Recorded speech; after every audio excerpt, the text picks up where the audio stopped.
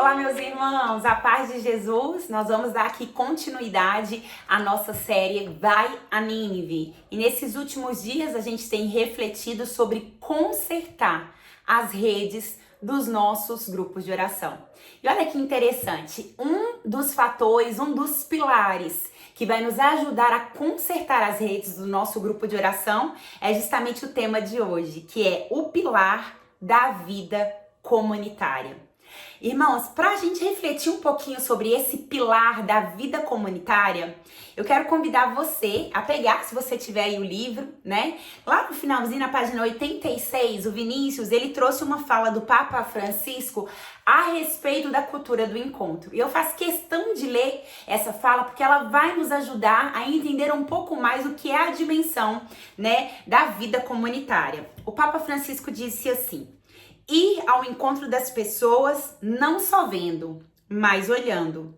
Não apenas ouvindo, mas escutando. Não só cruzando-se com as pessoas, mas detendo-se com elas. Não só dizendo que pena, pobrezinhos, mas deixando-se arrebatar pela compaixão.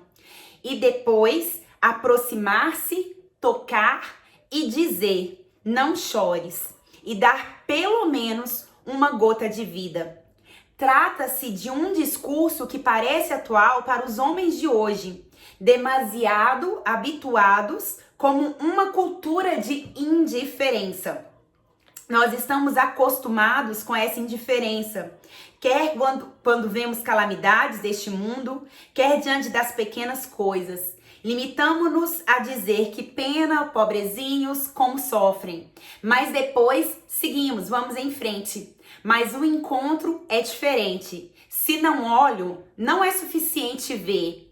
Não, é preciso olhar. Se não paro, se não olho, se não toco, se não falo, não posso realizar o encontro. Não posso ajudar a construir uma cultura do encontro.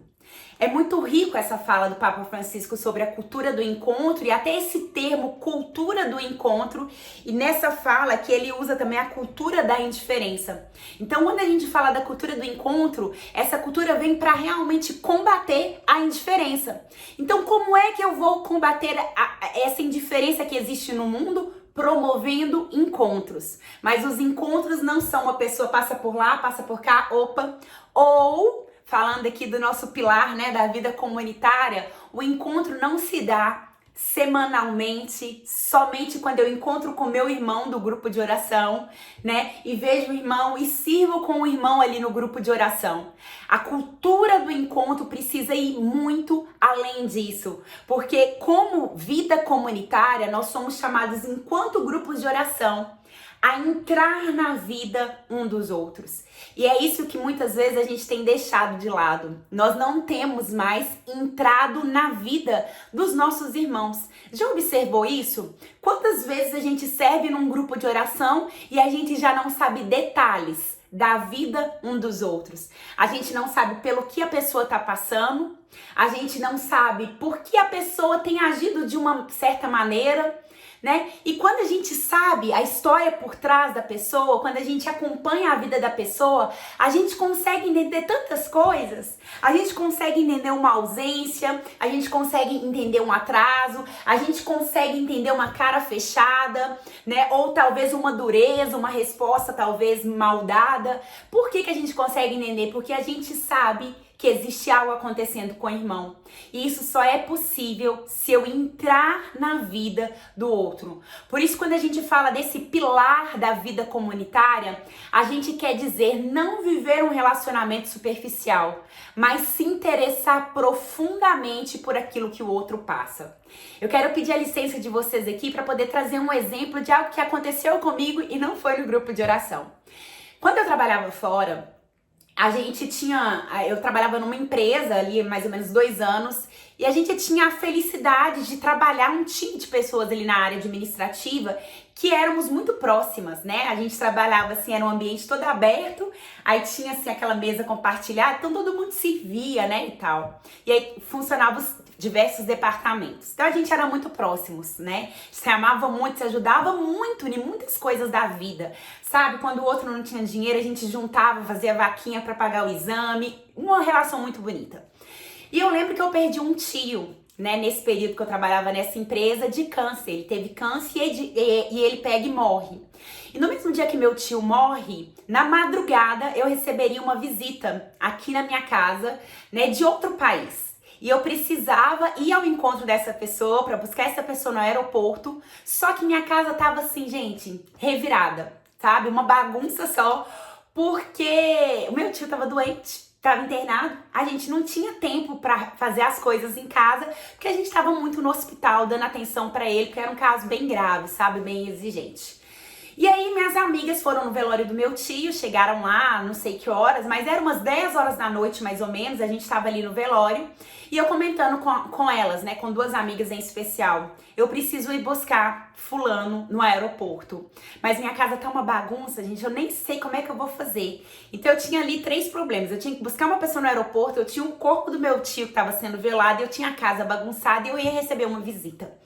Minhas amigas disseram assim pra mim do trabalho: faz o seguinte, vai buscar essa visita que você precisa de buscar no aeroporto e nós vamos para sua casa. Me dá a chave, nós vamos para sua casa e a gente vai arrumar a casa para vocês.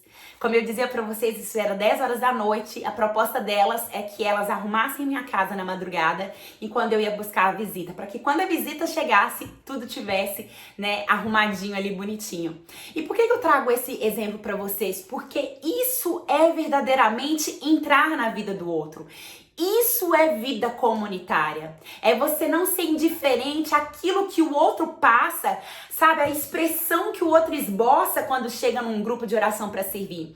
Nós precisamos voltar a nos interessar pela vida do outro, porque somente quando nós fazermos isso é que nós vamos estar criando essa cultura de nos ajudarmos mutuamente, e a partir dessa ajuda a gente vai acostumar a ter pessoas que sempre vão olhar por nós também quando a gente tiver as nossas necessidades.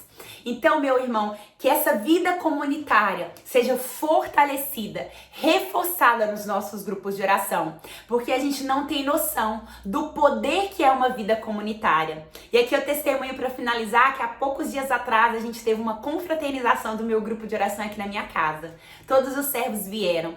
E, gente, como foi, assim, algo gostoso? Pessoas que é sério no grupo de oração, fazendo palhaçada aqui, todo mundo ajudando a preparar a comida, a gente conversando sobre coisas pessoais, as meninas falando sobre problema de saúde, os meninos falando sobre, sabe, outros tipos de conversa.